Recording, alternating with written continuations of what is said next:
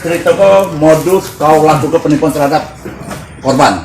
Sebenarnya awalnya ndak ada niatan modus sama korban. Jadi awalnya itu justru aku yang nak mesen masker sama korban. Termometer awalnya sudah dibayar, tiba-tiba termometer ndak kate, cuman dibalikkan sama korban, duitnya sekitar 60 juta waktu bulan 3 2020. Nah sesudah itu ada bisnis masker, dan masker lagi langka, jadi aku punya kenalan distributor di Jakarta, terus si Senayan ini.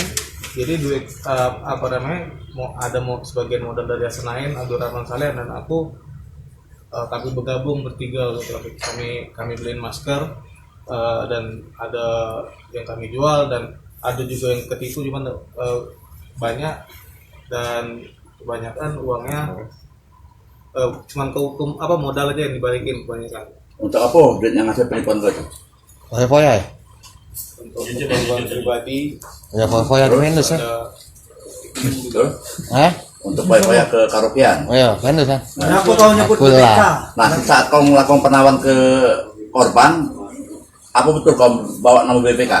tidak sama sekali. Sebenarnya kalau untuk terkait penipuan ini sama sama BPK sebenarnya tidak sama sekali, cuman kesalahan saya itu mengaku waktu pas di BAP. Oh waktu di BAP berarti. Apa pengakuan apa? Biar apa tujuannya ngaku itu? Pengakuannya apa? Dikasihanin. Honor ya? Oh, dikasihani biar diringani gitu. Ono BPK kau ngaku.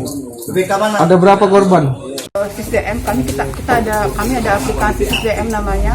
Di situ kita bisa mentrace gitu ya nama-nama pegawai yang memang kalau memang dia pegawai BPK, baik memang PNS ataupun honorer.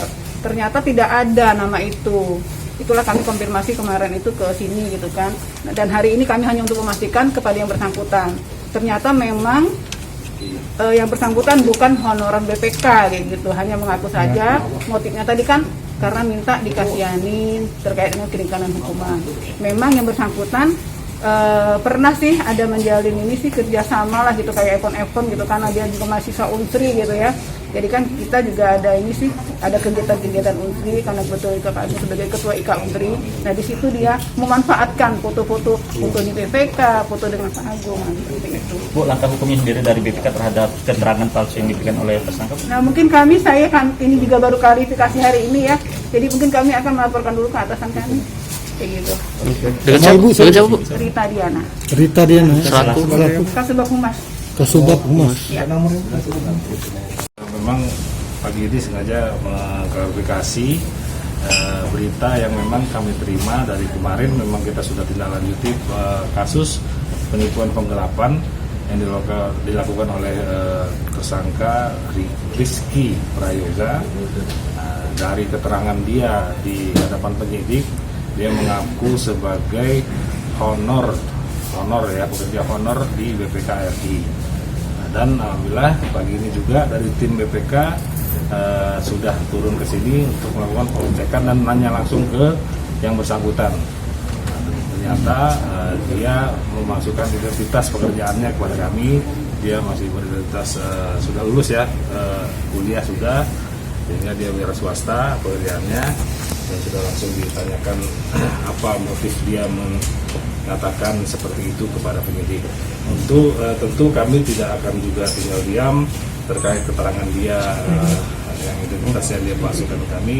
Kami bisa akan lapiskan dia untuk pemalsuan identitas di hadapan penyidik, yang memang apabila memang juga menyangkut menjadi dibuatnya penyidikan ini terhalang, juga kami akan terapkan pasal yang sesuai dengan apa yang dia lakukan.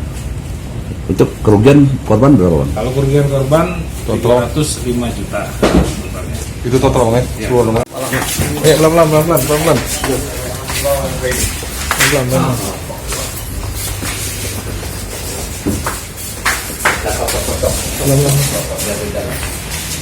Iya kan?